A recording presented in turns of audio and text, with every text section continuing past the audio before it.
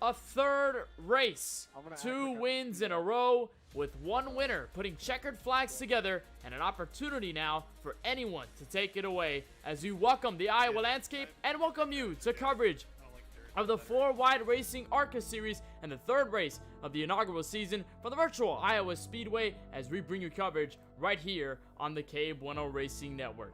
So happy to have you along for our coverage of our continuing 4-wide racing ARCA series season, where alongside Francisco Bacchiao in the broadcast booth, my name is Kenneth Bueno. Francisco, we have reached already 2 races and we've already learned a lot between Auto Club and Phoenix the past Tuesday nights. We saw TJ Bursky sweep both of them in long runs, lots of long stringing action, but tonight at Iowa, kind of a similar notion to what we've seen so far, but could also provide a very different challenge with the way these cars handle specifically.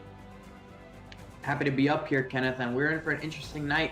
Iowa Speedway, a very fun racetrack among those that run on the iRacing service. Everybody loves driving around here, and with the ARCA cars especially, it's no different. It's just a great car track combo. It's very interesting with the way the tires wear and just the natural handling of the car. We're going to see a lot of guys be very peculiar off that corner right there, turn number 2, with the way the banking goes away sort of kind of awkwardly into the back straightaway. You're almost turning right to try and get straight there. So it's going to be very interesting. We'll see who ends up burning tires, who ends up saving tires. That's going to play a big factor. But I think one of the more notable things that we have to mention, at least at the current moment in time, that TJ Bursk, our 2-time winner of both races so far, has not currently registered for the session. So if he does not register by the start of the race, it seems like we will for sure have a brand new winner.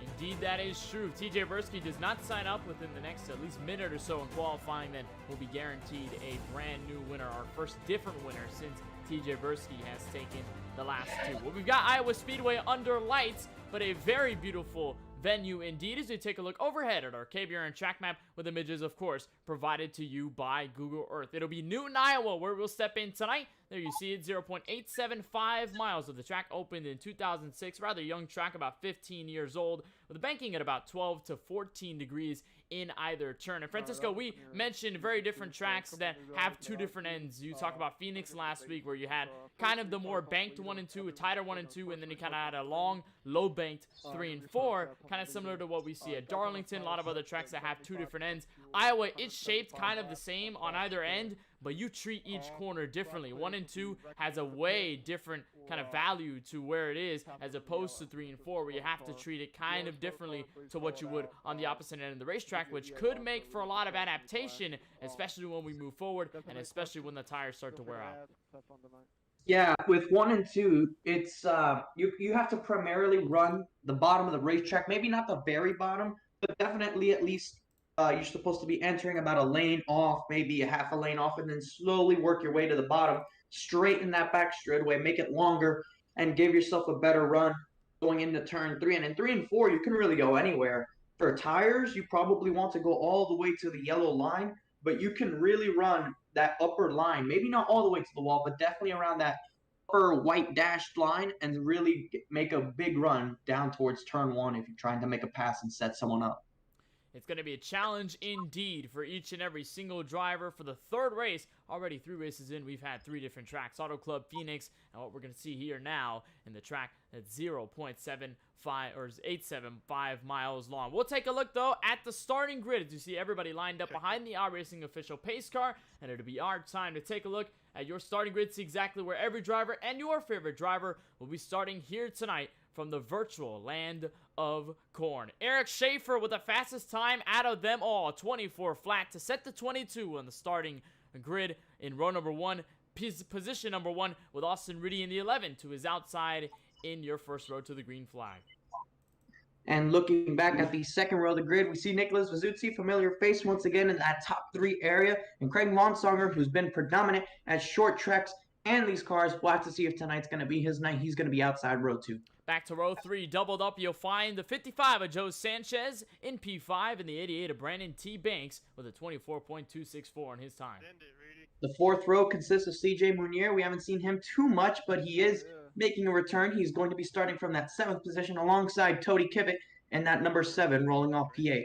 We'll find the latter half of the top 10 with Matt Roberts in the 16 and the 73 of Dustin Webb to his outside.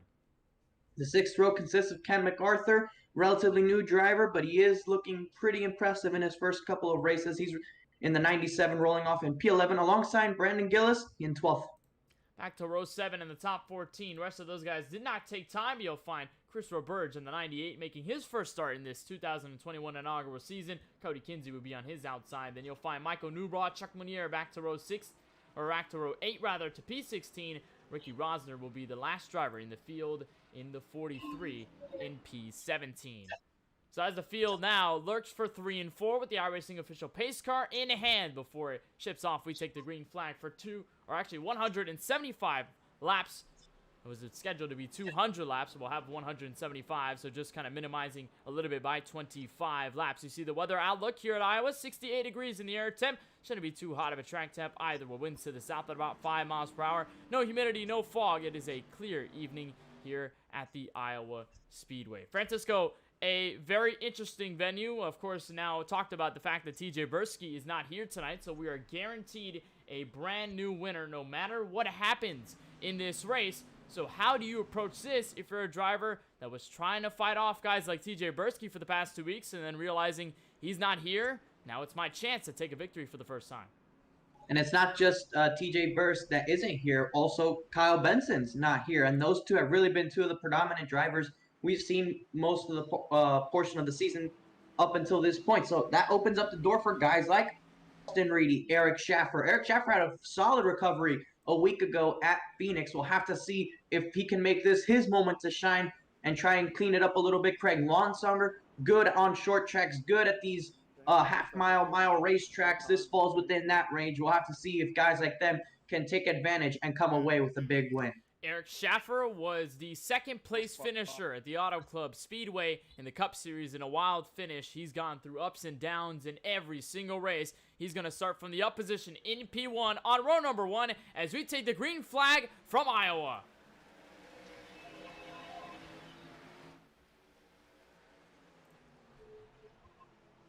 And look at there, that's Nicholas Vazuzzi going to the inside of your race leader, trying to take the lead away on the opening lap of the race. It looks like he's going to try and keep it in there, but with that 22 running just that lane up, it's going to keep him out front. Eric Schaefer will lead him back to the line, and Austin Reedy getting a big run as Vazuzzi gets sideways off the corner. Vazuzzi kicks out the right rear, but it is the battle up front to worry about in 1 and 2. Now here comes Austin Reedy fighting for the inside. Eric Schaefer, a little bit of connection issues, but he's going to roll up top. And they're both going to come to the back straightaway. A mirror side by side. His third is kind of in a long line of cars behind the 13 of Craig Lonsonger. As of right now, Reedy on the offensive early, trying to take this away. And the outside, you can use it to make passes. You can use it to really defend against somebody. So if you get on the inside of somebody, it is not guaranteed you're going to get by them. You have to really work hard to get to the inside of somebody And unless they make a mistake up top or you just have a very, very ideal corner, you're most likely not going to get by them. Not immediately anyways. As of right now, still mostly single file as everybody looking for that race lead. And Vizzuti, who got loose, he's now back to P5 in all of this exchange. So in this sort of scenario, just getting very, very loose on the exit of a corner can really bring you dire consequences. And we kind of saw this at Phoenix a little bit earlier last week. Francisco on the point there, 3 and 4 was such a trouble spot for many of the competitors, and the fact that they would get so loose and their cars could easily get spun around. And tonight could very well be the same issue, especially carrying all that speed off of turns 3 and 4. Everybody right now to the top 5, still running fairly calm at the moment. You see Tony Kibbe in the 7 machine. He's running P7. Matt Roberts behind him. Still side by side, I guess, right about there. Chris Roberge gives the spot up to CJ Munier. A lot of these drivers still looking, of course, for their first ever 4-wide racing win. One of them being Joe Sanchez in the 55. Currently runs P4 on the racetrack. And Joe Sanchez has been a predominant driver in this series. He's starting to make a name for himself, consistently running top 5, whether you're talking ARCA cars, Cup cars, you name it. He's usually being mentioned in these races, and that's really what it comes down to. You make a name for yourself, put your name up there, make sure people recognize who you are, and that way, when it's cut down to race for the win, you've earned that respect and might just be able to get it your way and not have any troubles doing so. And in front of him, there you see Craig Lautensager settling into that 3rd position, trying to see if he can save some tires early on in this run. We got a long race here, Kenneth, and as you know, tires tend to wear here extremely quick. Yeah, tires do get eaten up at a place like Iowa, and especially with the surface. Even though it's already just 15 years old in 2006 when this track was built, this does give a rough running on the rubber underneath these race cars. I mean, you can kind of give the speculation to tracks also like Chicagoland that was started in 2001. That's when the track was built. Not necessarily a very old track by many standards in the motorsports world, but the track is so rough in nature that it can just completely chew up the tires. And by the time you even get to lap 5, even lap 10, your car is going to be struggling for grip all around the course. As of right now, Reedy seems to be good on the grip side, using that middle in 1 and 2. That seems where he's gaining all this time. That last time by on the racetrack as of lap 9, he's the fastest car in the top 2 at 24.418, while Craig Lautensager was just a tad faster as they come off of 4. Reedy still trying to hunt down Aaron Schaefer, but to no avail at this point. And this past weekend, Kenneth, I was able to run a race here at this very racetrack with the NASCAR Xfinity cars. And one thing I did notice, if you were running that high side, especially early on in the runs, you're going to use up those tires just a little bit. You really want to conserve them, and the best way to do so is being right on the very bottom, especially in 3 and 4. That's going to really take care of those tires. You saw Austin Reedy go way up the racetrack, almost into the outside wall. He had to really check his car up, and he lost a lot of time to the leader, but now he's back to that bottom, trying to see if he can settle down a little bit and try and reel in that 22. He looked like he was a little bit faster, but of course, it's more meaningful to be faster on lap 50 of a run than lap 10. And especially with last season's Cup race, you can kind of give a reference. I know we didn't necessarily cover the 4-wide racing truck series before they switched over to ARCA for this season, and I'm pretty sure they did run this track as well in the schedule. Correct me there if I'm wrong, Francisco, but they did run a similar, obviously, structured schedule, much like it is right now with the 4-wide racing Cup series, and we kind of had a handful at Iowa here, Francisco, the last time we visited this track, and we broadcasted this over on Max Speed TV with the Cup series, and the fact that it took a lot of long runs to determine who was really good and which drivers kind of fell through on the tires, because this track can really be all about tire saving express if it lets it be that way, and especially if long green flag runs begin to kick in. As you watch Chris Roberge in the 98 machine, he takes over the spot from Matt Roberts. That puts him in a P9. And another race, Kenneth, that you didn't mention there was TRRL Truck Series several months ago when they ran here. There was a lot of long runs in the first half of that race, and it really showed out with the likes of Jordan Kuntz being definitely one of the fastest cars in that race, but it did not come down to a long run at the end of that one. So you might be able to set yourself up on a long run, and to this point, ARCA has shown that it tends to have a lot of green flag runs from the first 2 races that we've seen, but you always have to prepare yourself just in case for a short run that you have the speed and you have the capabilities to do so. You see Austin Reedy has lost touch with Eric Schaefer and hasn't really been able to pick up the pieces to try and get back to his bumper. The one person who has started to chip in and sort of maintain maybe inch closer is this 13 of Craig Longsonger. He's the one running all the way at the bottom of the racetrack. There you see your leader running on the top. And while that is faster on this long run, if he keeps doing that, it might just end up burning his tires just that little bit quicker, and it could be all the 13 needs to get on his bumper. And to refer to your point there a little bit earlier, Francisco, on the fact that the pure contrast of the Cup Series race, the Cup Series races so far this season, and the ARCA Series races, they've lent themselves to two completely different paths. You see the path that the Cup Series has taken, where a lot of the races are chaos-filled, a lot of cautions throughout the race, a lot of parity, a lot of things that happen to really shake up the nature of the game. And then you have the ARCA Series that, while expected to be the more chaotic one out of the two, it seems to be the most simmered down. It's the one where long runs develop, where you see a lot of drivers be very clean, a couple of cautions here and there, but so far through the first two races, we haven't necessarily called any race a complete chaos fest, full of cautions, full of wrecks, and full of damaged race cars, while the Cup Series have had, unfortunately, the other kind of side of the tape. As you watch everybody through the top four, they're kind of according all together. Craig Longsonger, the one you're seeing on your screen right now, he's caught up to Austin Reed in the fast couple laps. And Craig Longsonger, to note, Francisco, the winner of the Cup Series. Last time we visited the Iowa Speedway, got his first win of that season, respectively, right here at this track. He's looking to defend it in the lower series this time. But look who's right behind him as well, Joe Sanchez. We were talking about him not too long ago, and Joe has proved himself a very prominent driver when it comes to tire saving and being consistent and fast on long runs. We'll see as this run continues to increase just how much he can continue to be this quick and maybe even challenge this 13, because although they're third and fourth right now, if this run continues the way it is and the 11 and the 22 fall back to those two, they might end up finding themselves 1-2 before green flag pit stops if we get to that point.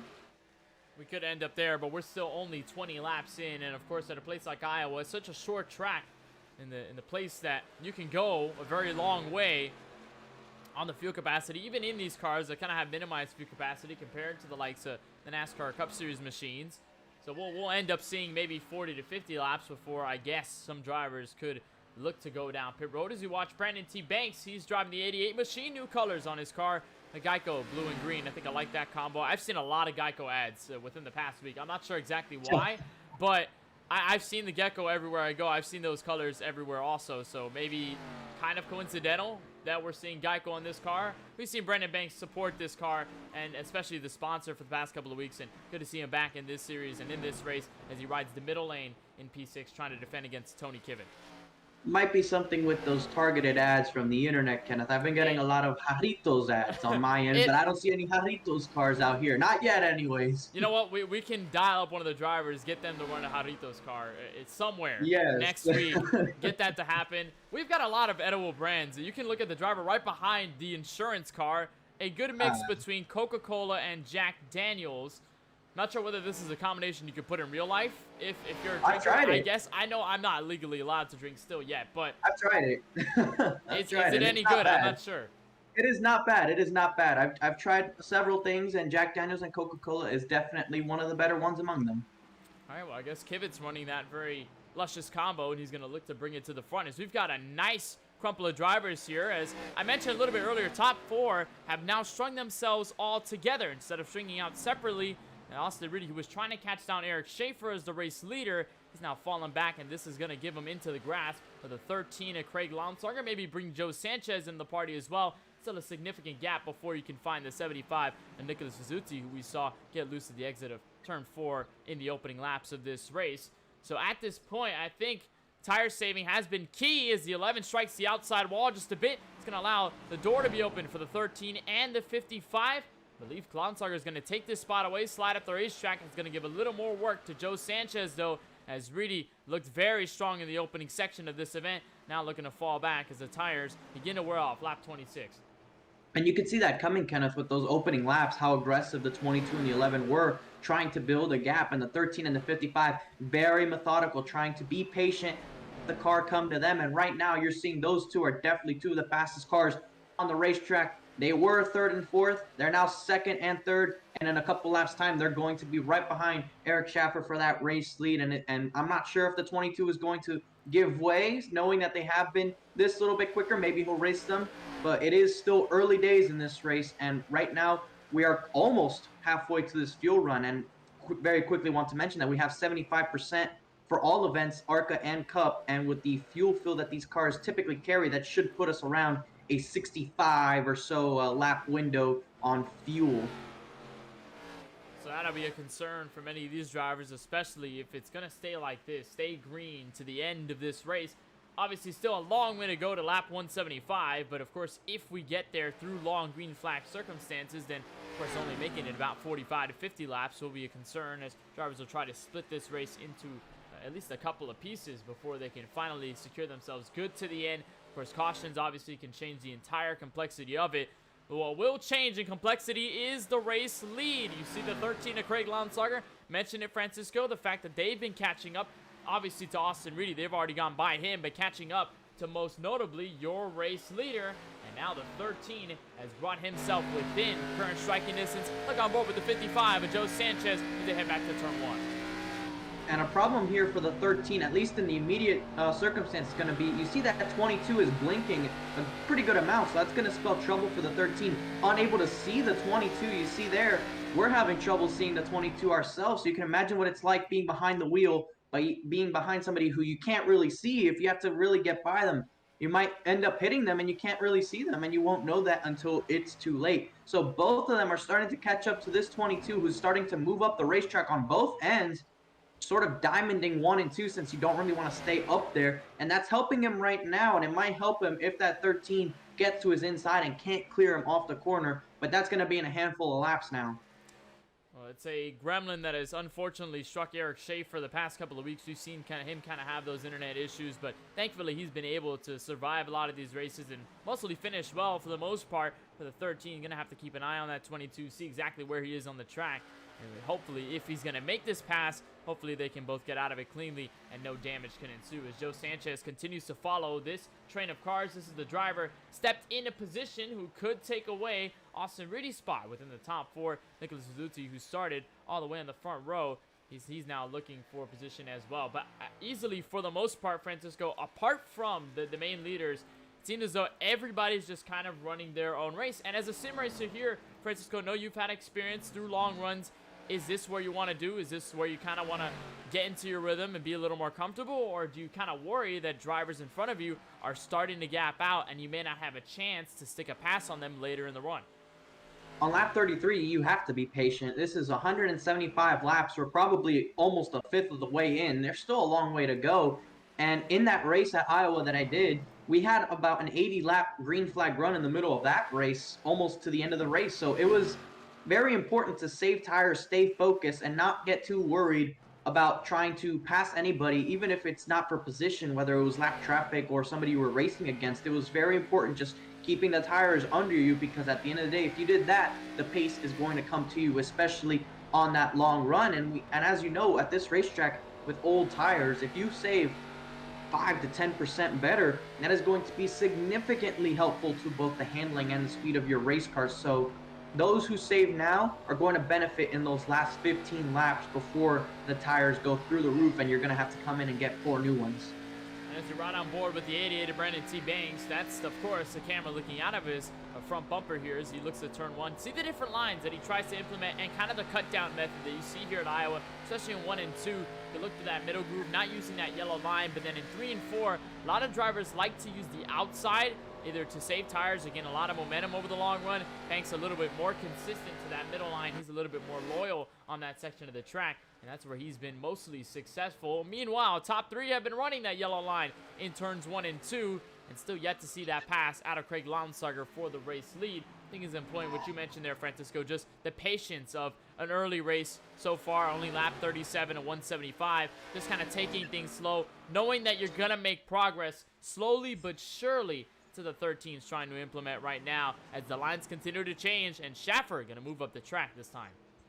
And I think it also comes back to a sense of knowing how the last 2 races have gone, knowing that the races have a lot of green flag runs. You're not worried about making the move this early into the race and in a hurry. You're not exactly too concerned about that. You're just thinking, okay, let me just give myself opportunities, and if one of them happens to work out, great, and if it doesn't, I still have plenty of more opportunities. It's nowhere near go time yet. The only thing that might make him a bit nervous is the 55 being right behind him.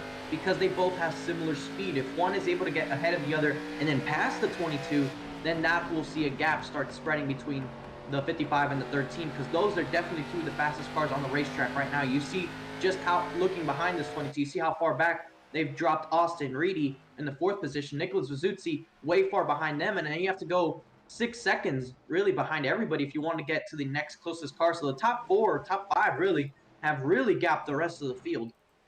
They certainly have, and this is going to be a key moment if you're Joe Sanchez here in the 55, just because you're watching these two guys battle. Obviously, Lonsarger hasn't been able to make this pass. Schaefer's low-key been able to defend well, but for the most part, this 55 has just been kind of hanging in there. So let's say if these two race a little bit too hard for the top spot, that could give Joe Sanchez kind of the leeway to say, okay, you guys burn yourself up. I'll keep myself conservative. I'll kind of hang in, keep you guys in my crosshairs, but then later on, I'll try to put the attack mode and then be on my way, turn on the jets, and be out of here in no time. As the 13 finally able to dug the nose underneath the 22, although the run outside of turn 4 is only going to give Schaefer the advantage going back to turn 1. And I think we're going to see this kind of struggle, Francisco, over power in lines here at Iowa take place. Already seeing it with the race lead, but just seeing how optimistic the outside line can get, as here comes Lonsarger once more to the inside. This will surely be for the top spot. He'll take it away.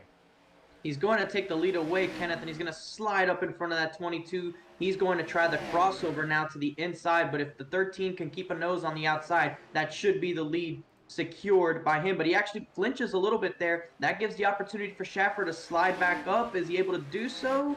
It seems as though he does, and he will keep the lead for now. Here comes Joe Sanchez now to the inside, trying to take from both of them. 3 wide momentarily in the middle of the corner, but they are able to make it through the exit. That's a little bit of space between all 3 of them, and Joe Sanchez going to move the inside of Craig Lonsarger, stall his run for the front top spot of the field, and Schaefer still able to defend it. It is side by side for about 2nd place, and that may allow guys like Austin Reedy to come back in if these guys use their stuff up a little bit too much. Almost 3 wide as they come back to 3 and 4.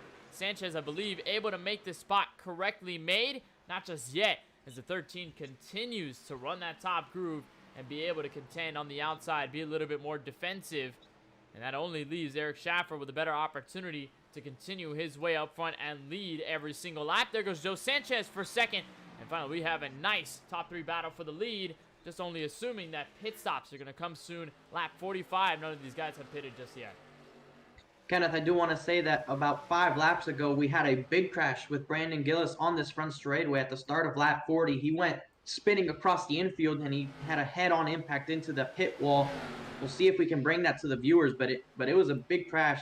You see right there, Gillis off of turn 4, loses it a little bit, and it just goes away from him, and a heavy impact to the inside wall. Oh, and a slam to the inside wall there on the front straightaway. Unfortunately, the fact that Brandon Gillis will now be out of this race. Take a look on board with the driver of the 9, and I can tell you it has not been the best season so far in the opening events. He's right there trying to save the car, but pretty much to no success.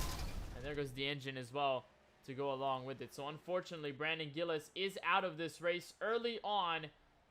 As we continue right now. We have a battle for the lead. The battle for the lead already underway. Like you said, Francisco, Joe Sanchez now switcheroo to the outside. Going to give it to the 22. And this time, I believe Sanchez will have the run off of turn 2 to the back straightaway. Joe Sanchez to your race lead.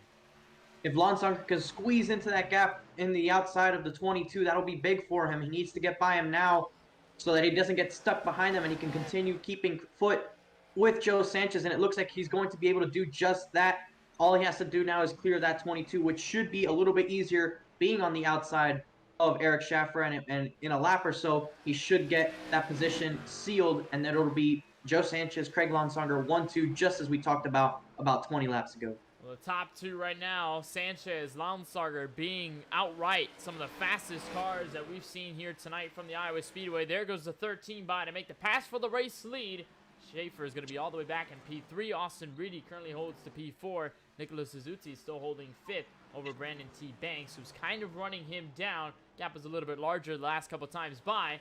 But even in that last lap, Banks was just a little bit faster. 25.415 comparative to Vizuzzi's 25.444. So as of lap 50, Brandon T. Banks could make an easy case for the top 5. But as of right now, Francisco, obviously breaking lap 50. Talk about 75% fuel capacity on these ARCA Menard Series Chevrolet Impalas. Do you start to worry about the pit stops now, especially given the entrance that Iowa can pose as kind of a short track and you kind of have to lean yourself all the way to the inside? Pit road here is pretty difficult. It's you see there, it has a sharp exit. You have to sort of enter, and then it cuts away straight left. And I do want to say there was a problem in the race when we had to come down for green flag pit stops involving pit road. There was a couple of lap cars in front of me, and they all hit each other, about 5 cars right in front of me, and I had to lock the tires up, turn right on the corner exit, and I managed to not hit either them or the outside wall. And I was able to keep going. All I lost was a bit of time to the leader.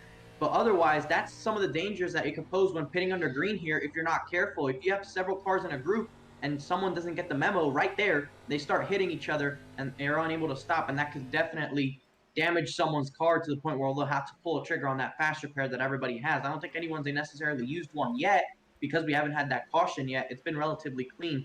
But I think one more problem that people are going to start getting faced with if this stays green as it is lap traffic, because sooner or later they're going to catch up to Cody Kinsley, and they're going to have to start navigating around some of these slower cars, and that could definitely make the battle for the lead even more interesting, as Craig Lonsonger starting to chip away into that lead as he cleared Eric Schaefer. We'll just have to see what he does about it, though, as the slots continue to go. Also going to have to worry about guys like Matt Roberts, Michael Newbrough, CJ Munier, who are also running Reedy to the back as Austin Reedy. He's going to kick off the line of green flag pit stops. So you mentioned there, Cody Kinsey is the lap car. He's going to make his stop down pit road. So both Reedy and Kinsey going to go one lap down, although in an effort to kick off our first set of green flag pit stops at lap 55. So I think right now, this is the target of the window that you want to hit, Francisco, rather early in this window. If you're in the case of Reedy and Kinsey, could signal that the leaders could possibly head down pit road. And speaking of which, 13, who was in P2, he's now going to hit service for the first time tonight. Yeah, this is not the end of their fuel window, but some of these guys definitely want to come in and take advantage of new tires, try to gain some immediate ground now. But definitely, if this race stays green, going longer now will definitely give you the upper hand on another 50-lap run, because that advantage with the way the iRacing tire model is, it'll stay constant. The actual advantage of it slims down, but it'll be a constant advantage. As there you see now, your previous race leader, Joe Sanchez, on pit road. I believe Eric Schaefer is also on pit road as well. No, he's actually still out on the racetrack, but that puts several other cars in the top 3, like Nicholas Vazuzzi, Brandon T. Banks. They're all staying out on the racetrack, and there you see Craig Lonsonger now exiting pit road. We'll have to see how he cycles out to Austin Reedy. I believe Reedy was getting ready to make a pass on him. He was up to speed, and there it is right there. Austin Reedy side by side with Craig Lonsonger, and give that position to Austin Reedy. That is 1 lap difference between pitting for new tires. You saw how far back the 11 car was from him, and that's the advantage of new tires right there visibly. And remember, all these guys have been put a lap down because obviously everybody has not made their scheduled stops for tonight. There goes the 55 of Joe Sanchez. He's going to get in front of both Reedy and Lonsonger on this one. And let's say Liello comes out, then the 55 will be the lucky dog at the end of this. Eric Schaefer, your race leader, he's now hit pit road for the first time tonight as he pushes that Busch 22 on a pit road. This will leave Brandon T. Banks out as the race leader.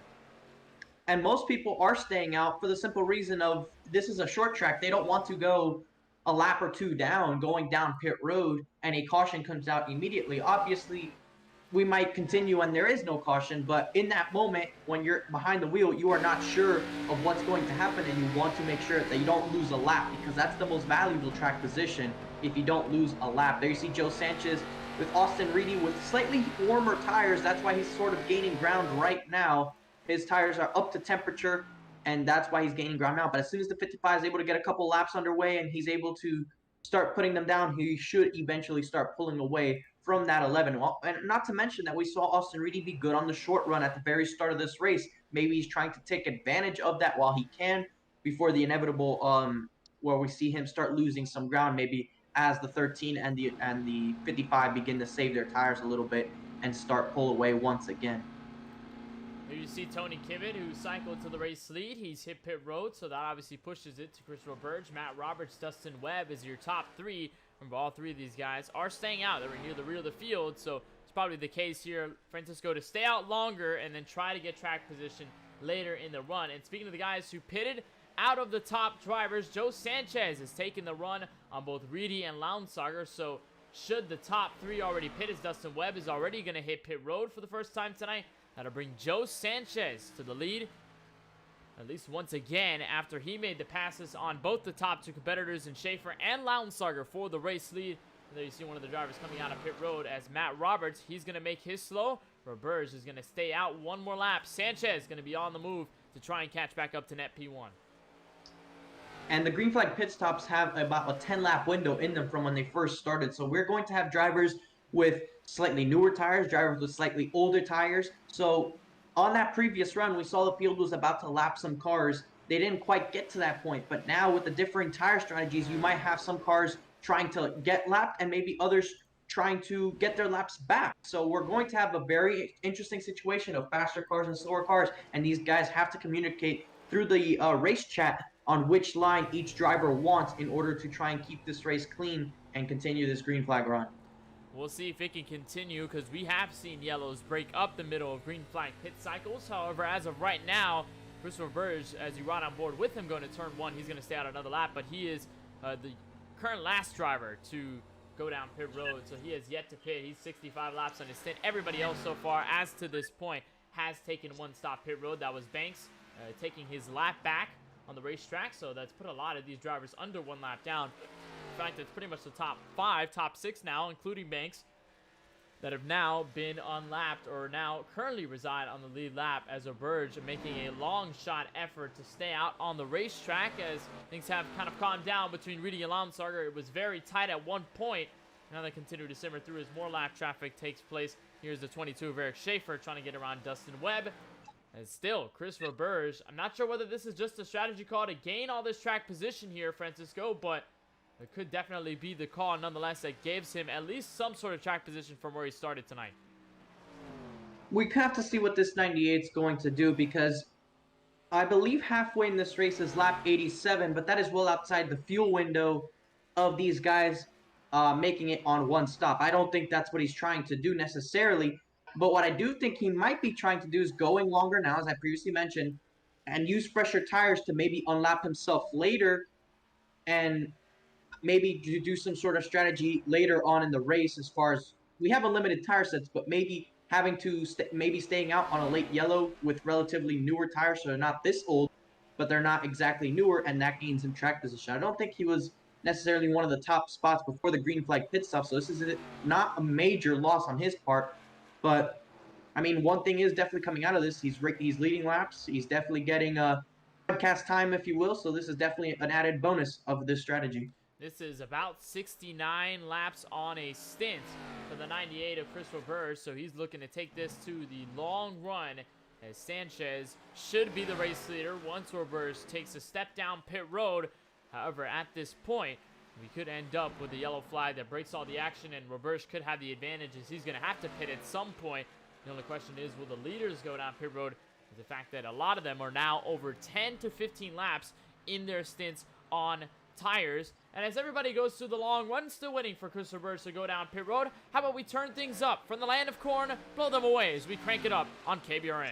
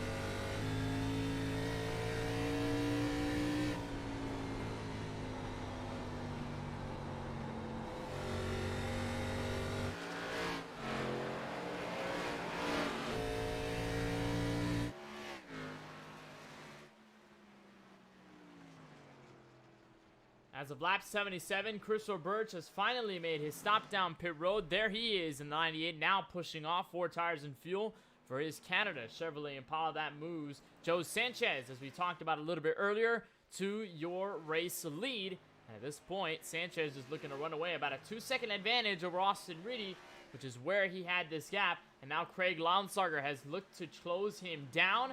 He's probably looking for second, although he's going to have a lot more work to do to catch up to the 55, who he's been kind of nose to tail with all night long as he comes up off turn 2 with a nice prime shot at the 11. One of the things to notice, Kenneth, is just look how spread out the field has gotten when you look at the timing sheets. The top 3 are within about 2 some odd seconds within one another, right? And then you have to go 6.5 back to Eric Schaefer in 4th. And Brandon T. Banks is almost half a track behind the race leaders. And 7th place, Ken Macarthur is the last driver on the lead lap. The field is 1 lap down, and we have another one that's 2 down. We've lost 2 drivers. So there's a lot of separation right now in the field amongst those battling for positions. So right now, it's very difficult to try and gain or even lose track position unless you're immediately in front or behind of somebody. So right now, if you look at the 98 of Chris Roberge, he has reemerged in the 13th position. The last car 1 lap down, but has the newest tires of the field. He has about 3/4 of the track to the leader if he wants to go and unlap himself, with which having about 20 lap newer tires should mean that by about lap 105, give or take, depending how fast he's able to make use of those tires, maybe lap 110, he should get close to unlapping himself the old-fashioned way, and maybe even then that's going to be close to these guys pitting again, because most of these guys pitted around lap 55. So if they try to split it evenly, that might be around the same time they decide to come down pit road. So we'll have to keep an eye on the 98 strategy and see what comes out of it. Now we'll see what the 98 does. Currently he's mired back in P13, 1 lap down because of the late stop comparative to pretty much everybody else in the field. This is a nice battle for the lucky dog position. Should we get a yellow flag? This is CJ Munier in the 25. He's currently sitting P8. He's the first driver 1 lap down, and his ally car trying to defend against Michael Newbraw and Matt Roberts, respectively, for what will be the lucky dog position, or what is the lucky dog position if a yellow flag does come out. There goes the 56 to the inside of the 25. So looking for that run, but the 25 going to hold strong on the outside. And I think that's a note that also can be taken over the course of this race, Francisco, is how much that outside line has taken a shape over the course of 83 laps. Because before, we saw everybody pretty much running the inside, kind of the middle groove in 1 and 2 and 3 and 4. Some drivers are still loyal to that notion ever since the drop of the green flag. But many other drivers are now starting to experiment. What happens if they go a little bit higher up the hill, especially in 3 and 4, where it's less bumpy and it doesn't disrupt the car as much? We're seeing a lot of drivers experiment with that, and in many cases, much like we saw with Eric Schaefer defending for the lead, it can work. Obviously, the different lines can work, but you try so now because of the separation as previously discussed. You don't really risk losing too many positions or even time to different drivers that are around you, so you can go up there, experiment, see what it does. But the main reason you don't do it is because it'll typically wear the tires out a little bit more on the high side at most of the racetracks ever since they brought this different surface thing when the iRacing updated it for the 2021 season. They basically made it to where the outside does have that grip, and we're able to have a bit of multiple groove racing, but it does tend to wear a little bit more, just by a little bit, but it is enough to make a difference. It could definitely play out on the long run. If you were to run up there, just give or take, if you were to run up there almost the whole run versus the bottom, that's about a 10% difference on depending on what extremity, whether you're really pushing it or if you're trying to really save the car. It's usually about 10% difference throughout an entire run between the top and the bottom if you were to run either line and only that line for a whole fuel run. And that's the trade-off you're going to look for, right? If you're a driver that wants the momentum, especially off turn 4, where the high side really works, in this case at the Iowa Speedway and the virtual side on iRacing, then you may end up having to trade off some grip in a tire run. But if it can help with position, if it can help with some battles, then it could probably aid some of the effects that will take place with tire wear. And you don't necessarily have to use it every single lap. Obviously, if you defend for maybe a lap, half a lap or so, if somebody tries to look to your inside, you can probably give up a little bit of that grip, but it may be worth it at the end just because not only you get the position at the end on the straightaway, but at the same time, you don't really give up too much, and you can kind of keep yourself where you are.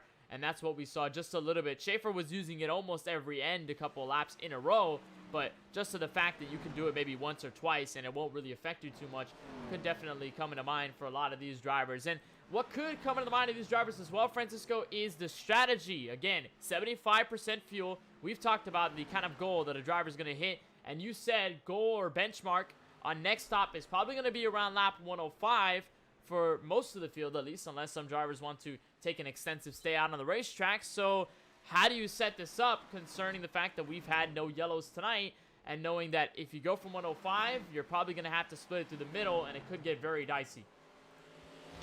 At this point, for those group that pitted between lap 55 and lap 60, you're aiming for around that lap 110 mark, lap 110, for that lap 110 mark, because that's going to be sort of putting it even between the laps that you pitted beforehand, the laps that you've run now, and the laps that are left to the end of the race. So we'll have to see what these guys do as far as the strategy. Most of them will try to aim for that mark, but those that maybe are expecting or hoping for a caution might try to extend it like the 98 did, maybe go to lap around 130. That's probably the extremity on those that pitted on 55. Maybe go to lap 130, 135, no later.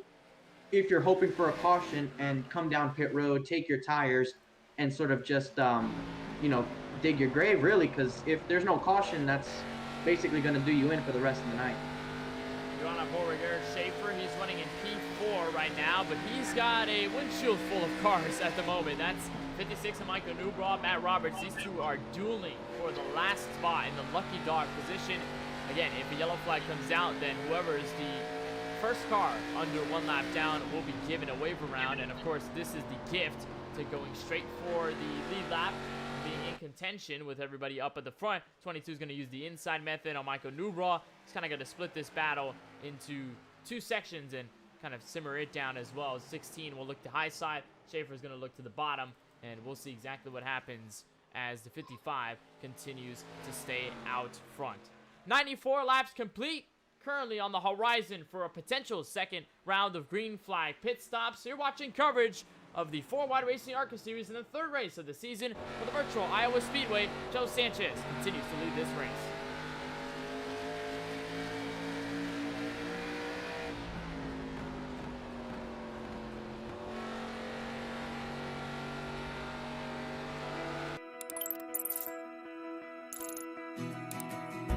iRacing is a sim racing game that combines a true-to-life racing experience with an online community of virtual racers from all around the globe.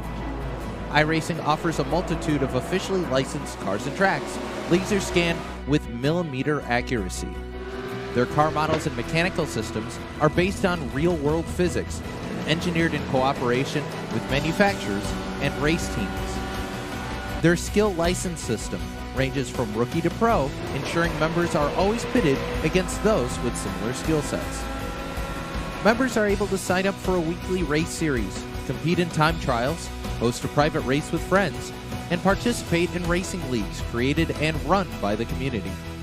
With over 170,000 members, iRacing works in partnership with renowned motorsports organizations like NASCAR to deliver virtual races based on the real-life NASCAR Cup Series, as well as many other series on the NASCAR ladder.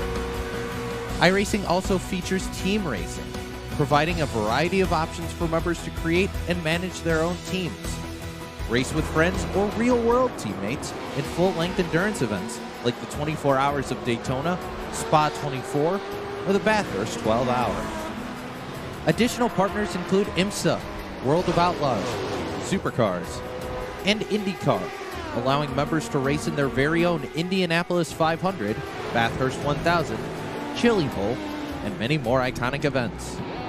This is iRacing, delivering the most authentic racing experience short of getting into a real race car. Sign up today at iRacing.com.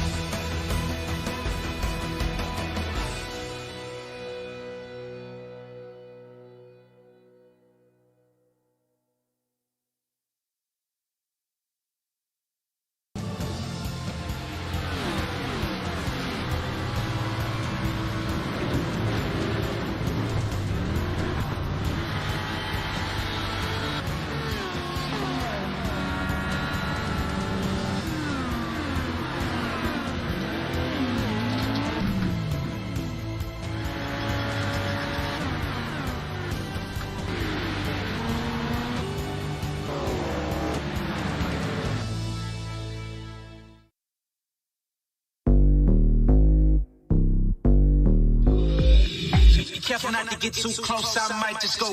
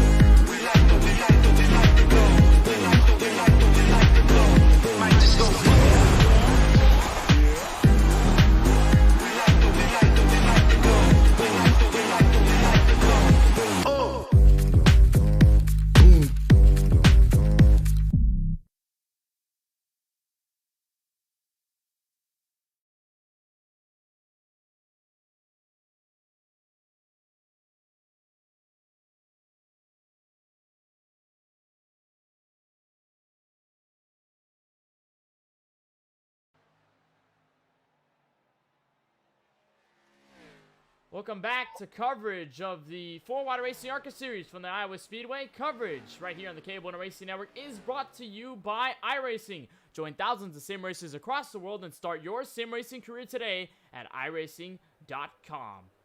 And by Supermix, concrete blocks on demand. Well, so far it has been a withering 105 laps out of 175 here for the 4 Racing ARCA series, our third race of the season. Glad to have you back for our coverage as Joe Sanchez continues to lead this race. Kenneth Bueno, Francisco Bacalhau along with you for the ride. And as of right now, still shy of our final green flag pit stop, potential final green flag pit stop, with of course this 55 machine currently in control. We'll take a look at your race summary presented by Supermix. Of course, you're looking at your race leader, Joe Sanchez. His Chevrolet Impala currently leads by about 2.149 seconds over the 13 of Craig Launsager. We've completed now 106 laps out of the 175 with 69 laps remaining. We've had 13 lead changes, but many of them have happened through pit road sequences, although we've seen a couple happen under green flag, most notably between the top three, Schaefer, Launsager, and Sanchez right here in the first run of this race. We've had no cautions, which is so far a first. If we can keep it that way, Francisco, I know commentary jinx usually takes over everything in the spiritual world if we put it out there, but still, 108 laps green. This is a record for the longest tenure of green flag laps here in this series so far out of the first three races. Yeah, I don't remember us ever covering an oval race where the whole race has gone green flag. I know you have before, but never us together up in the booth. So if this does hold out to the end of the race, this will be the first time that we cover an oval race where there are no cautions in that race. I know we've done obviously road courses and such, but definitely would be interesting to see how this whole race pans out and goes green flag. I mean, that would be the quickest way to complete the race, having no stoppage whatsoever. I think the last time I can recall a flag-to-flag race in... It was Dover. Well, yeah, Dover, Bungeon Lawn Care Series, where Colt Williams took the win. That was a playoff race, and we probably expected Dover to be a complete crapshoot out of many of the other tracks that were on that playoff schedule. Dover being one of the hardest, most abrasive tracks in the iRacing service, and of course in real life when you go stock car racing. So probably presuming that there were going to be yellows thrown out. Absolutely none. It was green all the way to the end, and that race was pretty much pungent on strategy and who was going to get out front. Of course, Colt Williams was the winner. And this race seems to be kind of following in the same pace as many of the drivers so far in this race have been under one lap down. You look at Tony Kivitt right now, who I believe currently holds the last spot under the lead lap, and you saw there in that rear shot, that is the 55 of Joe Sanchez. So sooner than later, if Kivitt slows down, if the 55 continues to catch, then we'll see Kivitt be put one lap down. He'll be put as the lucky dog spot. It's been kind of a battle between this guy right here, the 97 of Ken Macarthur, and Michael Newbraw. However, Christopher Burris has now taken that spot over Newbraw on the 56. And on 34 lap old tires, he's going to try and catch Macarthur and hoping that a yellow flag can come out, or maybe this strategy will put it into perspective. But now, I think if we're going to put things into perspective here, Francisco, we're going to have to look at our crew chief stats, because we're about 58, 55 laps in most of these stints for many of the drivers, and a lot of them have not pit. Gotta reckon this is a call to hopefully stay out as long as you can and then pit one last time instead of having to split it back into two. Maybe they're all learning from the 98 and trying to see if they can go as long as they can. Probably still fearing a caution is going to come out, so they don't want to get caught out by it this late into the race, which makes a lot of sense So maybe they're going to try and go all the way to lap 130. That's probably the farthest that most of them can go anyway, especially those that pitted first. So we'll most likely see some of these guys try and go as long as they possibly can, and then come in for their tires and make that last run of the race as short as possible so that they can maybe push the car a little bit more and not have to worry about tire saving.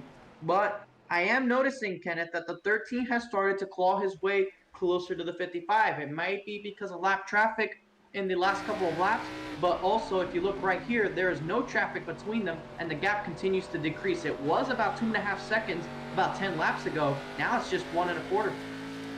13 has been using that long run speed, and this could come to a positive because if we go, of course, obviously in a green flag pit stops for the second round tonight, what probably will be the final leg of pit stops if we don't get yellows or if this race ends up being the way that these guys are strategizing it in the playbook.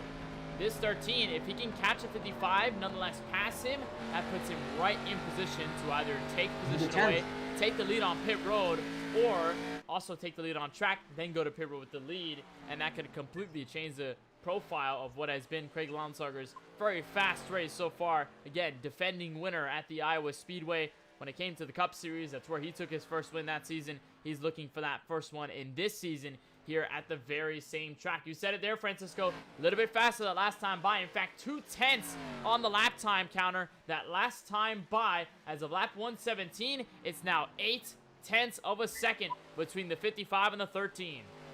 And there's traffic in front of your leader. You see 2 cars up there, so that is going to slowly start disturbing that 55, maybe put him off a little bit. That's going to give the 13 a little bit more motivation to try and catch up to that 55, and as well as knowing that green flag pit stops are imminent. But one thing you do have to mention that I noticed in the last green flag cycle, the 55 had a way better opportunity getting on and off pit road. We see one on the apron there, probably about to enter pit road. You see the 97, Ken Macarthur. He's on pit road. I believe Tony Kivet was also trying to make his way onto the entry. There you see Dustin Webb, Matt Roberts. They're on pit road right now. So the green flag pit stop cycle has begun, Kenneth. We'll have to see who follows suit. There you see a couple of other drivers in as well. Most notably, there was Craig Lonsonger and Austin Reedy. They're going to blink first before Joe Sanchez. So we'll have to see. This is a big moment in the race, Kenneth. If the 13 can have a nice entry, which I'm not sure if he did because we couldn't really see him, but now if he has an excellent stop and a good exit, that can give him all he needs to try and catch up to the 55. On the other hand, Joe Sanchez, he needs to have a good in-lap if he intends on pitting immediately after, and which he does. If he had a good in-lap, Kenneth, that might be enough to keep the lead. We'll have to see if the 13 had a good in, has a good out, and has a good out lap. It is 15.3 seconds on the clock for the 13 of Craig Lonsarger on his pit run. Although Austin Reedy was just a little bit faster. He was 14.2 seconds as he's around on the exit of the pit road cone, merging to the back straight away. Of course, no yellow will be thrown because it was a spin underneath the racing line. But for the 11 of Austin Reedy, such a good race up until this point, and it looked like we were kind of looking for mistakes that were going to happen in the entrance of pit road, but instead a mistake happens on the exit of pit road. Very big mistake by the driver of the 11. He was having a solid run, Kenneth. He was definitely strong in that third position, but unfortunately for him, it is going to be probably no longer, as he did lose a lot of time in that spin, having to really get nice and easy to try and correct the car. So he's going to lose a lot of time in that, and unfortunately for him, it might end up being a loss of position. As we see Robert staying out once again, he did come out behind the 55 of Joe Sanchez, so he did not take over the net race lead there, and he still has a pit stop to do. So that strategy, if that was his intent to try and get in front for this last part and hope for a yellow, it did not work, at least to this point it has not. But maybe all he's hoping for is maybe a top 5 or top 10 spot and on the lead lap in this hectic situation with so many cars laps down and what you will. But if you look there, the gap between the top 2 grew just a little bit in the favor of Joe Sanchez to about another half a second from what it was before the pit stops. It was close to 0.8. It is about 1.2 right now. Right there, the 13 closed in another 10th. So he has to really watch these tires, Kenneth, because the first 5 laps of a run are so crucial to saving tires. If you overheat them too much, that could do you in for the rest of the run. So you have to be careful, nurse them for the first couple of laps, let them warm up very naturally, and then start to do any tire-saving measures, maybe push a little bit. But these guys have over 50 laps to go, so tire saving will still have a factor. And if we look at what was the trends here for the long runs, that 13 has been showing the muscle in when you go to about 30, 40, 50 laps on a run. Of course, we saw it just before they hit pit road. The fact that 13 was just so much faster than the race leader in Sanchez. So if there's a way you can find a weakness from Sanchez's play throughout this entire race, that's it. The very, very long runs where that 55 kind of crumbles a little bit, gets a little bit slower, loses all the grip. But the 13 is able to stay fast, stay consistent, even when the tires fall off. And you'd be looking at the pit road sequence like this, pitting now with this amount of time left, with about 50 laps left in this race specifically, that puts it into the cards of the 13, of course, if we stay green. Gonna give an update. Obviously saw that the 11 of Austin Reedy had that little spin at the exit of pit road. He seems to be okay. He currently runs still in the 4th position behind Chris Roberge in the 98. But we did have a spin earlier in this race while we were side by side and while we were under break. It was the 22 of Eric Schaefer involved, but it was also, I believe, the 16 of Matt Roberts who got spun. That's why you see him on pit road with extensive damage to his car. He's looking to continue repairs, but it was because he had striked the wall off of turn 2, had spun right down in the 22 of Eric Schaefer, and then all of a sudden went sent into the inside safer barrier on the back straightaway. And because he was underneath the racing line, then iRacing did not constitute it as a yellow flag. So that's why we didn't bring the field together in that case. And if you were looking at the side-by-side on the left side of the screen, you looked at a small replay of exactly what happened in an aerial shot. So that's one of the issues that we saw, to couple with what ended up with the 11 of Austin Reedy. And still, those incidents under that yellow line, Francisco, and unlike many other tracks here at Iowa, if you do have a problem underneath the racing line, iRacing kind of has a very wide apron in this track. So if anything happens underneath there, then it has nothing to do with race control on track. Yeah, you see right there, the apron, it's almost as wide as the actual racing surface. So there's a lot of room down there that if you have a large enough wreck, it's very possible they could all spin down towards that part of the racetrack, and iRacing itself won't throw a caution. But I presume if it were large enough, maybe the admins will throw a caution if it's multiple cars, because that would definitely make a lot of sense. But right now, the top two are separated by a second with 45 laps to go. They are 10 seconds ahead of the man you're on board with right now, Chris Roberge, who still has to come down pit road. He last pitted around lap 80 or so, Kenneth, or I believe, or no, actually it was like lap 70. So he still has another 10 laps or so really left on his fuel before he has to come down pit road for his final stop. And if that is the case where he has to come down for a final stop, does he go for broke and maybe do a little bit of fuel on right sides to minimize the damage? Or does he also go for the 4 tires? Because at this point, if no caution comes down, he does have to come down to the pit under the green flag. It's definitely going to be troublesome. We'll see how the 98 does. And for the first strategy that he held to go over about 50 to 60 laps on his stint, it did not work out for him. As you see, the 11 Austin Reedy. This is for P3 on the track.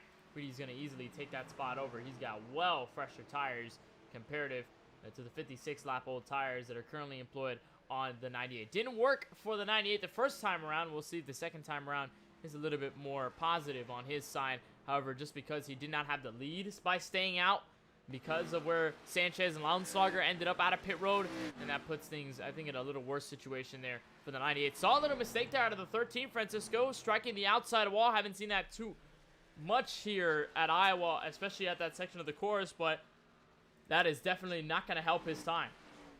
It's not, but fortunately, these ARCA cars are a bit tough with the damage. It doesn't necessarily impact the cars too much. We saw him carry some damage last week at Phoenix, and he was in that crazy battle with Kyle Benson in the closing lap, so it should not hurt his pace too much, but obviously, it is not ideal. You will lose time, and if it's repeated, you might start ending up getting a lot more continuous damage that could hurt the performance of that car. But right now, on board with him, he did lose a 10th that lap, so he is losing a little bit of time, but maybe he's trying to back the car up and maybe put on a charge in the closing laps and make sure that he can give it all and make so that he can put on the pressure to Joe Sanchez before this race is done. There's Brandon T. Banks getting around Chris Roberge. That is for 4th. So again, Roberge continues to fall back. Next car in line to take the position away is Eric Schaefer, who, by the way, did use the fast repair, and you saw it a little bit earlier because of that incident with Matt Roberts. He had a little bit of damage to the right front, but because of that, Oh, the he's yellow. clean. And we look to have a flag-to-flag affair, Vizzuti. and it'll be no more, as Vizzuti may have had problems on the front straightaway. Saw a little bit of smoke when we were looking at Wow. Schaefer's car. But we have our first caution to break up what was an entirely green flag race. First caution of the race, and it comes with just under 40 laps to go, and it seems right there. You see it, the 75, Nicholas Vizzuti. He had a good opening run to the race, then a pit road penalty put him 2 laps down, and loses the car, almost has it saved, and then an overcorrection trying to keep it off the wall. That was on the racing surface. That's why it was a caution. That's exactly why the yellow flag was thrown. We saw the 75 get loose off the corner, by the way, in the opening laps of this race. And then to have it happen again, getting it spun around. But a fantastic job, though, to give him credit. He didn't hit the outside wall. He didn't hit the inside wall. He kept the car clean, and nobody got into him. So the 75, although he's got damage to the tires, that's probably the only way where it's going to be damaged. But for most of the sequence there, the 75 with a rather clean race car, so he's going to be buried back in P11. And this is going to put everybody down pit road for what could be the final time if we stay green. We'll see who comes out first. That's going to be interesting, Kenneth, because now we're going to see, for the first time, really, since the start of the race, everybody bunched up together. So we'll have to see who gets the better exit. Joe Sanchez, by a nose, able to get ahead of Craig Lonsonger. There you see Brandon T. Banks get the jump on the 11 of Austin Reedy, and Eric Schaefer able to get in front of the 98. But guess what, Kenneth? The 98 just struck the lottery with this caution. He definitely did, and we pointed it out earlier in this race when he That had stayed out. decision. Where he was there, we pointed it out that if a yellow came out, that would be the prime position to give himself a shot at least a good finish or possibly the race win. Because he was staying out that long, if a yellow had come out in the first run, then everybody would be brought together, and then all of a sudden the 98 can be on either the same set of tires, fresh-wise to the rest of the field, or be a little bit better on the spectrum. And for the 98, this definitely strikes gold in P6. That's where he most likely will be when we get to this next restart. But now I think if we're getting to a next restart, or actually our first ever restart for this race, Francisco, because we've had no yellows, how do you approach this if you're guys like Sanchez, guys like Lonsonger, or maybe guys like Brandon T. Banks, who's putting himself into the picture in the top 3 for the first time tonight? How do you approach this? Because you've only had an initial start for the green flag, and you haven't had one since. It could be troublesome for some of these guys because of the one time you did it, and that's it. But this is a big opportunity if you're someone like Brandon T. Banks. We saw Austin Reedy at the start of the race. He was very fast on that short run. We'll have to see if he's able to do something similar once again, put on a charge while he can, maybe get some track position and start to fend off the other drivers. We saw Eric Schaefer, did a good job of that early on in the race. He was able to get track position, and with that track position, he did a solid job trying to hold the drivers behind him back. And that was, it took him about 40 laps for them to get by the 22. And we are at about 35 laps to go, Kenneth. So if somebody who is fast on the short run gets the track position now, the lap count is definitely on their side to maybe, just maybe, try and hold them off if it goes green to the end. We'll see if it goes green to the end, because we are going to get green flag conditions and a restart probably around 33 to 32, given a guess, an estimate. Laps to go in this race, which is a solid one, and we've seen these guys easily get over that mark for many of the long green flag stretches. So these guys could stay green. However, this poses a very dangerous situation if you're Joe Sanchez, because the 13, all that gap that he had before, it's now gone. The 13 will now be on the outside of row 1 when we get back to the green flag. You see the field doubled up.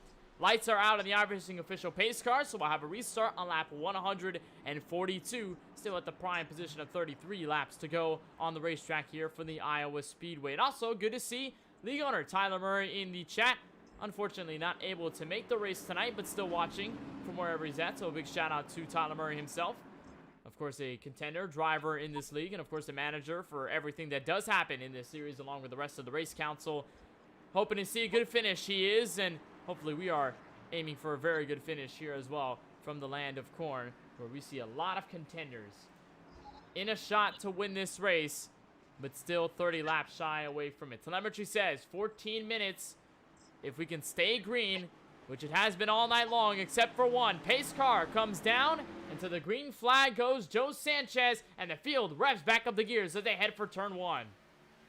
The pressure is now on the 13, and it was the second they left off pit road with him in second. The leader has an advantage on restarts, able to go whenever they feel like going, and that means they have to try and time it from second on back. And there you see a battle. Brandon T. Banks trying to put on a challenge for that second position. Craig Lonsonger trying to get back into the mindset of a short run. Doesn't want to get involved in this battle, because if he does, that just allows the 55 to get away. Half a second a lead already for the 55, and they're side by side for third. Brandon T. Banks, Austin Reedy. Banks losing the front end just a little bit, and here comes Eric Schaefer now to the outside, trying to see if he can take that fourth spot away. Everybody squirming for second on back. Lonsonger is able to take it away, although very loose out of turn 4. It's going to open the door wide open for Austin Reedy in the 11 to take spot for second. It's only going to give the advantage back to Sanchez, as he can aim to run away with the lead for the last handful of laps. On board with the driver of the 13, still holding strong on the outside. Is ahead for turn 3 and 4. Reedy to second with Schaefer behind. Joe Sanchez is loving what he sees in his mirror. He wants these two to continue to battle, and knowing that his main rival is now sandwiched between somebody else gives him a good sigh of relief. However, that doesn't make it complete yet, because he knows Austin Reedy has shown that he can be good on these short runs, and that guy right there, Eric Schaefer, he's also good on these short runs. He now gets to the outside of Craig Lonsonger. So Craig having a lot of struggles on this restart, trying to get going, and now he might lose another spot here to the 22. Reedy and Schaefer, the two drivers to open this race in the top 2 positions, and they were very good on the short run to start it off. However, it's still 30 laps, so these guys could be on a longer run as Schaefer scrubs the outside wall. Lonsonger continues to run down low and pioneer as the 11 full sight set on the driver of the 55, and as they cross the start-finish line, the 11 gains time, a 1/10 advantage to the 11 that last time by.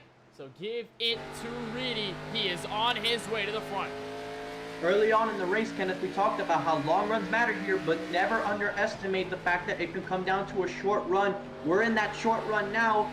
It's not a super short run, but it's definitely enough to where you can make your imprint, and that's what Austin Reedy's trying to do. Another 10th knockdown by the lead. He's going to have a nose to the inside going into turn 1. Gonna have it underneath Sanchez for the top position, but Sanchez gonna hold strong, gonna pinch in 1 and 2 as they head down the hill to the back straightaway. Sanchez advantage this time.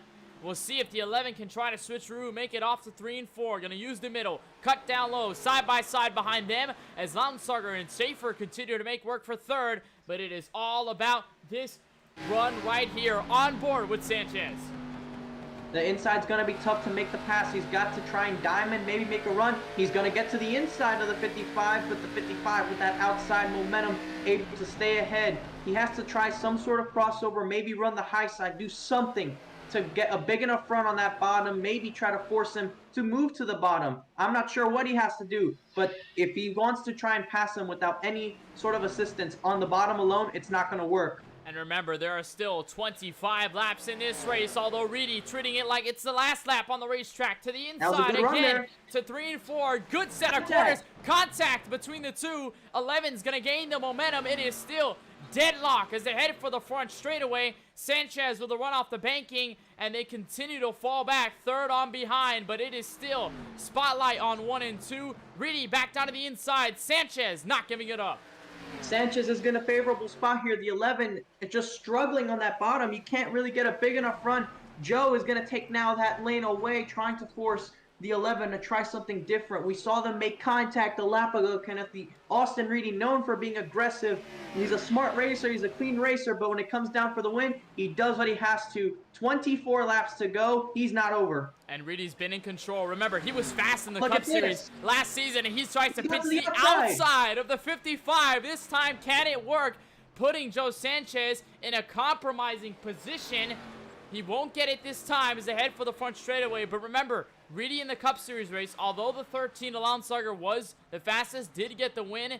this driver took the pole. He was the one to lead the most laps before a small mistake on the back straightaway sent him out of it, kicking the right rear out, and now in potential shot to win this race. And to think, Kenneth, that he spun after his pit stop under green 40 laps ago. So it's crazy to think that now we find him behind the race leader trying to pressure Joe Sanchez into a mistake to see if he can capture a win. We have yet to see Joe Sanchez win a race in any of the events we've covered, Kenneth, and it'll be interesting to see if tonight is his night. We see Schaefer there with a little bit of a donut there on the left side of his car. You have to wonder if he made a little bit of contact with somebody a couple laps ago, but it looks as he's starting to fall back a little bit. Brandon T. Banks has found himself now up to 4th. There you see the 98 trying to make the best out of this strategy. He might be able to escape with a top 5 if he's lucky. He's up to 6 now. I'm going to chase the 22, but as the top 2 kind of run away for a little bit. The 13, Alonsarger, he's kept in 3rd, so watch for him. If this run continues, there's still 20 laps to go, so let's say if these two continue to roll off their tires, continue to battle like they have been, it's going to give the 13 Alonsarger a chance. Last time by, he was a 10 faster than these two, and look at it, the last time by, just a little bit slower than Sanchez, but on par with the driver of the 11 in P2, so can't give this race completely over to the top 2 right now. Alonsarger in P3 could play spoiler, but it's now kind of calmed down between your front runners. The 55 is Sanchez going to run away. It is still, though, 0.3 of a second, and you got to give the trade-off here if you're the 11 of Austin Reedy, pushing it early in the run, but it does not work once the laps start to wind down. And he had to go for that, Kenneth. We saw he was definitely faster than that 55, and that may have been his chance. He's been fast on short runs, and he had to take advantage of it, because once he got the track position, he could have done just that. Hold off Joe Sanchez, just like Joe has done to him. It might have been enough as the laps continue to wind down.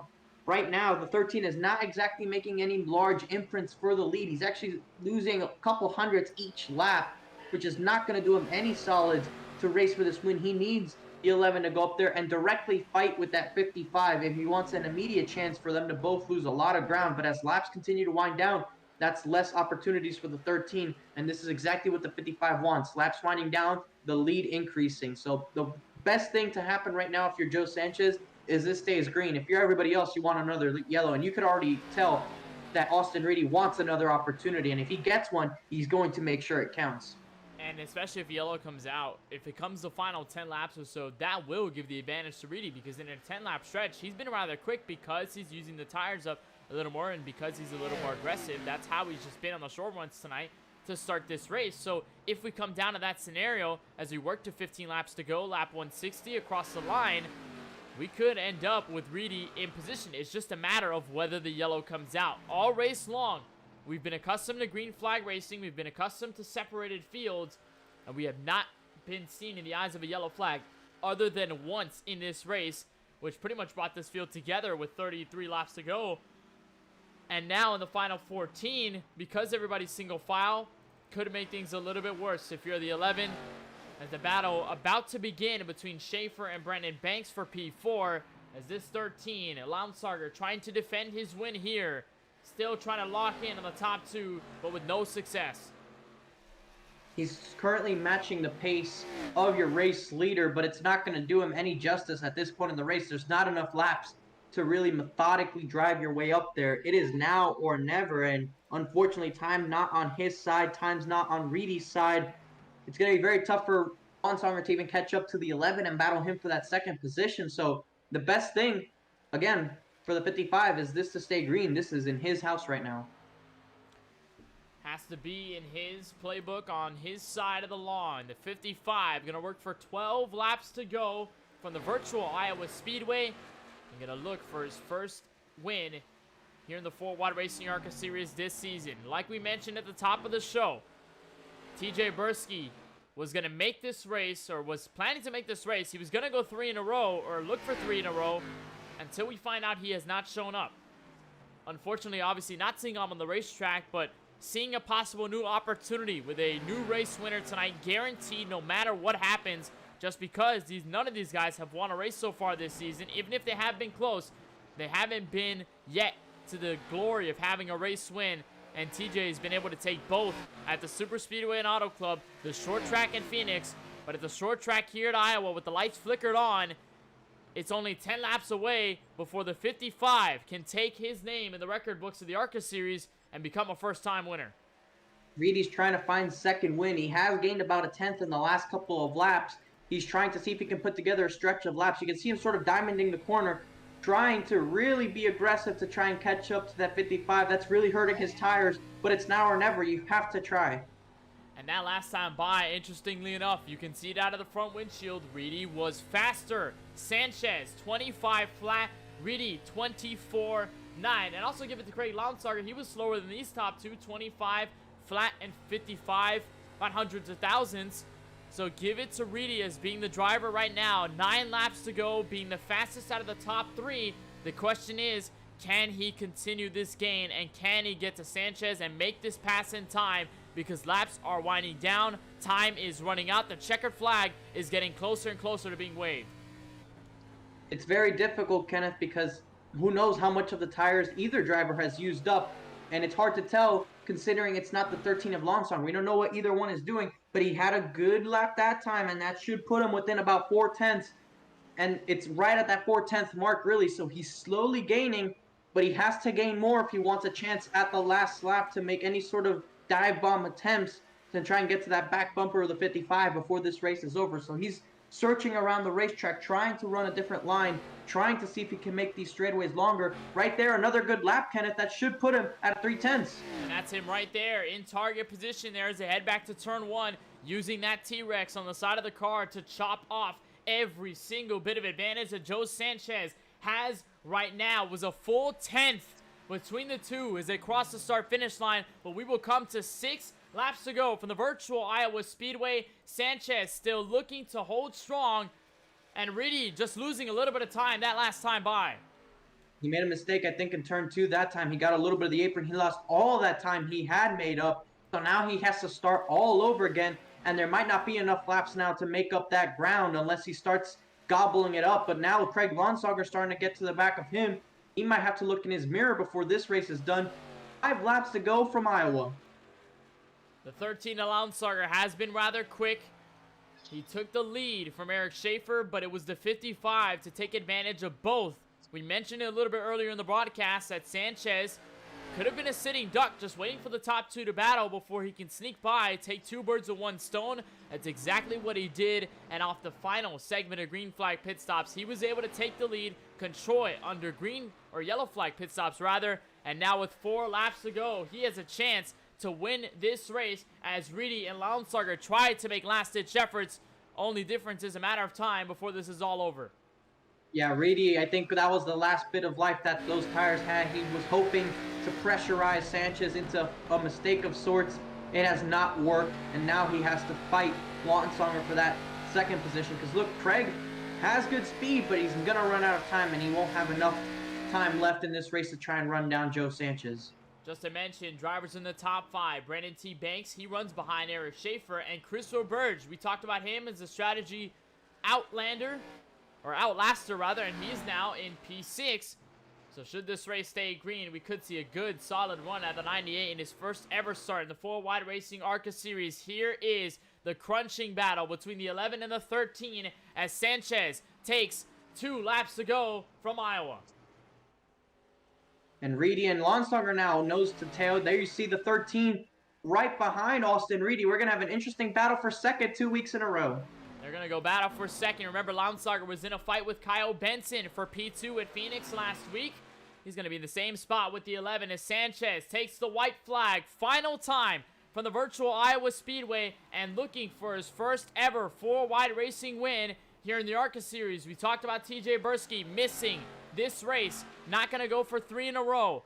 But the 55 is Sanchez able to take control, able to take this away, and off turn 4, Sanchez will become a winner from Iowa. And Lounsauger tried to make the move on Austin Reedy, unable to make it work, but he'll come home to take away P3. Eric Schaefer holds on for P4. Brandon T. Banks rounding out your top 5. And what a job by Joe Sanchez, Kenneth. He had definitely one of the fastest cars here all night, led well over 100 laps. And he is your race winner. The first time we've seen him win in either series while we've been covering the 4-Wide league in general, Kenneth. So it's nice to see Joe Sanchez come away finally winning one of these races. An interesting stat, the fact that this is the first time we see Sanchez win in any four-wide racing capacity. He was been close in the Cup Series many times around. He's been close in the ARCA Series a couple of times. But he finally gets what he's been looking for, and that's a checkered flag in hand. And it comes right here from Iowa. He burns it down in front of the virtual fans. You see a little bit of the pictures taken. First-time winner in this series as we head to Daytona. And you mentioned it, Kenneth. Next week, Daytona, the super speedway, but not your typical Daytona. We're going to be at Daytona with the very old surface. That's going to be very interesting with these ARCA cars because those bumps are not light whatsoever.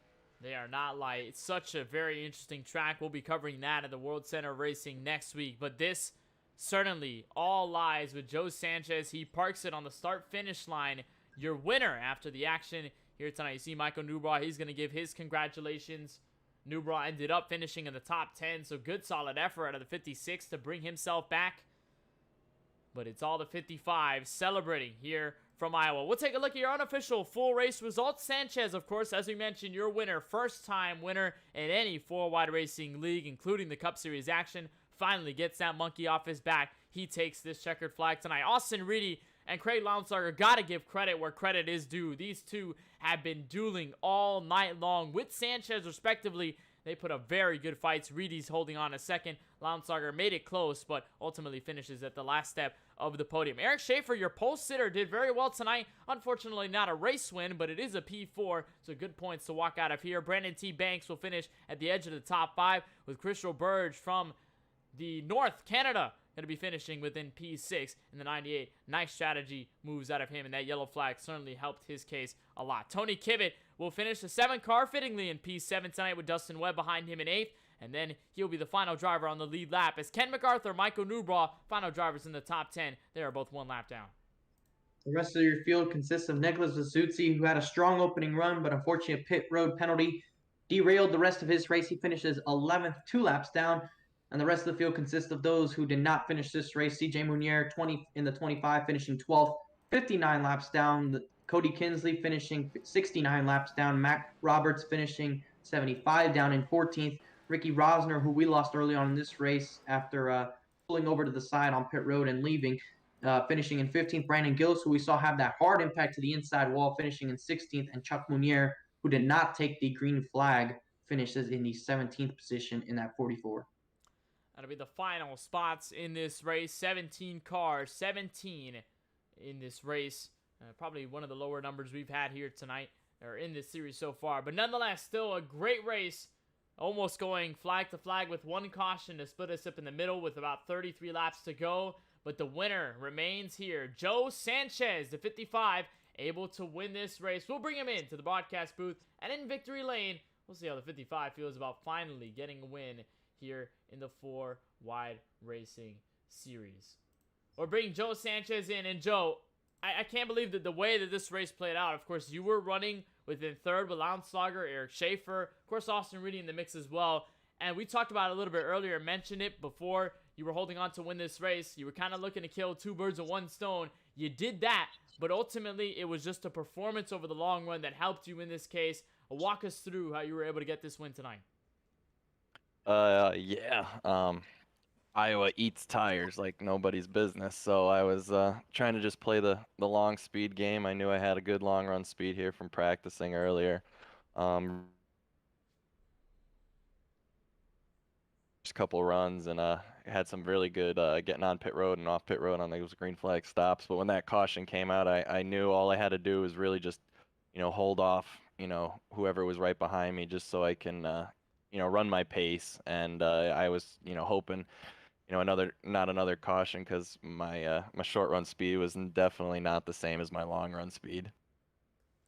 Well, you said it there before the caution came out. I think that threw everybody off in their cases, because it looked to be from start to finish it was going to be green flag racing, but nonetheless it was about pit stops. And for you, that final pit stop set you ahead of the others. You were kind of in a situation of your own where you were kind of lurking around P1 to P3, and then the final stop happens. You take the lead. How crucial was that last stop to putting yourself in this position, let alone to the race lead at that point?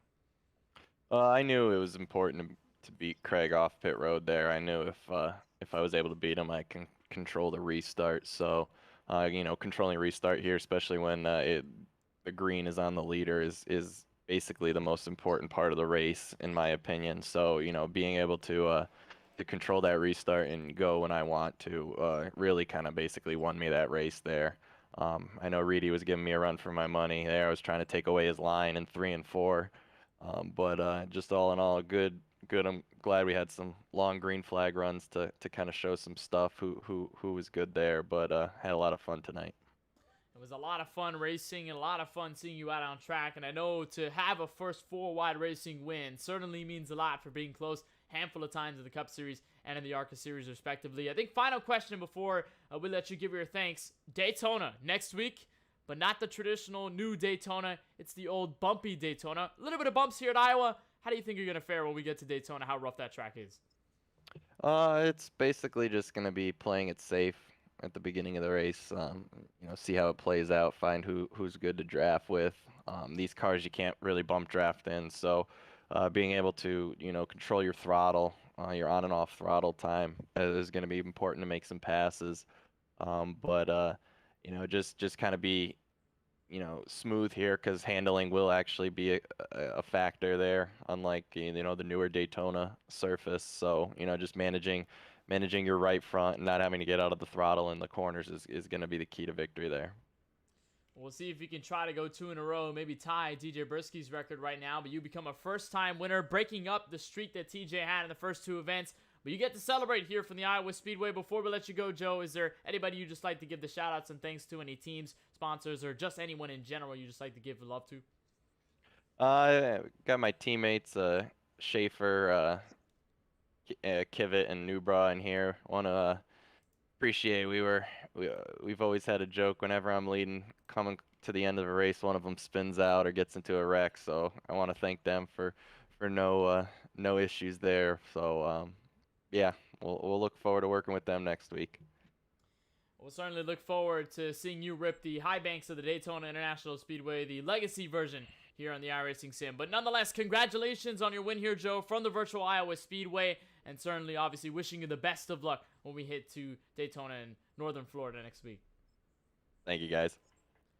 Joe Sanchez, the winner here tonight from the Iowa Speedway, able to hold on in the final 33 laps to win this race. Very crucial second pit stop to get him there, and he's able to hold on. First ever 4-wide racing win. Austin Reedy, though, comes home just short in second, but nonetheless a valiant effort out of the T-Rex DuPont machine in tribute of Jeff Gordon from a couple of years back. He's currently trackside with Francisco Baquea.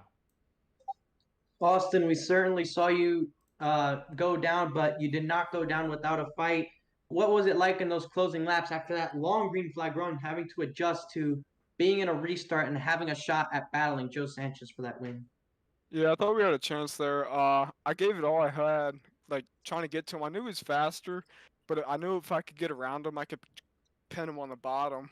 But I just couldn't get around him. I knew it was close a couple times, but yeah, he had the better car, and I'm proud of his second place finish. We also saw that very long run, 130 plus laps there to start the race off under green flag. What was it like having to take into account the really old tires and trying to think of strategies to try and help your position? And not to mention that we also saw you spin after your second green flag stop. So can you take us through that sort of point in the race? Yeah, the tires fall off, but they weren't like, it wasn't horrible. I mean, you're just slower. And I think on a longer run we had something, maybe a little bit of something. I'm not sure. Craig and Joe were definitely faster tonight, but I think I tried to do that undercut after that first, or no, on the second green flag stop, and we had a good exit. I mean, I came out probably like a second behind Craig, and I geared it up to third and got 2 into it, and it turned me. Luckily I got in front of Brandon there. Kept us in third, but And it was a solid night for you, Austin. And I just want to give you the stage so that you can give the thanks out to those that help make this sort of thing possible. yeah. First shout out's gonna be the banned T-Rex car. that Jeff Gordon ran at. I think it was Bristol. I love this scheme. Too bad it's banned from NASCAR. But I always got to thank, I didn't have them on the car tonight, more than a cape.org. It's a great foundation for kids with pancreatic cancer. Go check them out. Big Fast Racing, Tyler Murray for putting the show on every week. Going to try to make it better throughout these next weeks. And I think tonight really showed that everybody can race around each other and have clean races, good races. We appreciate you taking the time with us, Austin. We'll definitely check out the cancer treatment. I hope everybody does as well. You put on a good show there at the end of the race, and we hope to see you out there tomorrow night in Indianapolis to try and win at the Brickyard. Yep, I'll see you boys tomorrow. That is Austin Reedy coming home in second. I think nice to point out and give a little more clarification on the nature of that car, the banned Jeff Gordon scheme, T-Rex version, DuPont. Nonetheless, gorgeous colors. They end up in second. But we'll look at the driver with different colors on his race car, the AMD machine. Craig Lounsauger, defending Iowa winner in the Cup Series, ends up at the last step of the podium here tonight. We'll bring in Craig here at trackside. And Craig, this race, I think from top to bottom, was probably a look at you to defend a win from the Cup Series last season, but still a very good race for you. How did this fare out in kind of this car comparative to what you kind of experienced in the Cup Series, where you were able to walk away with a victory? Pretty similar, actually. Later into the race, I really got onto the line. I was running in the Cup car, and that helped me out a bit. But I think just generally less grip than the Cup car. Definitely real loose to start off with. It was a bit of a challenge and kind of bit me in the butt than that last stint where I got loose there. But yeah, it was similar enough. I felt I had good speed, and I really just felt like the chips didn't quite land where they needed to for me to win the race. But it was a good run overall, though. And it seemed as though when you were fighting against Sanchez, it was a difference of probably 30 to 40 laps where you were able to pick up speed comparative to the 55. Was there anything sweet that you found? Was there a sweet spot that you found in kind of that 40 to 50 lap stint range where you were able to gain a lot of that time where everybody else was losing a lot of it?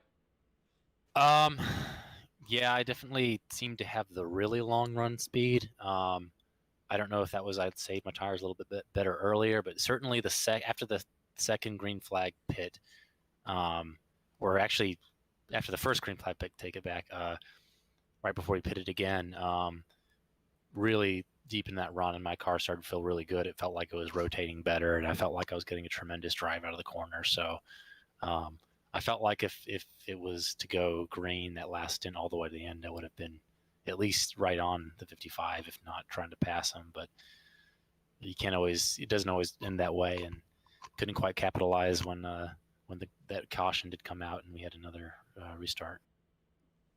Nonetheless, a third place finish here tonight. No, you've got Indianapolis in the Cup Series tomorrow, so it's not the same parallel. It's going to be a kind of fork in the road between those two in the schedule. But next week in the ARCA Series, going from the bumps of Iowa on the shorter track to the high banks, Daytona International Speedway on the Legacy Oval. Is there kind of any expectations you're carrying for the first main super speedway race in this series tonight? I don't think anyone in the league can really have much expectation going into Daytona Legacy. It's the old Daytona's bumpy. It's going to be hard to bump draft, and I really think for everyone it's just going to be a lot of fun. I petitioned Murray to put that on the schedule, and I think it'll be a unique race at kind of a lot of a throwback sort of a track in car. So looking forward to that, and just going to go out there and have fun, I think.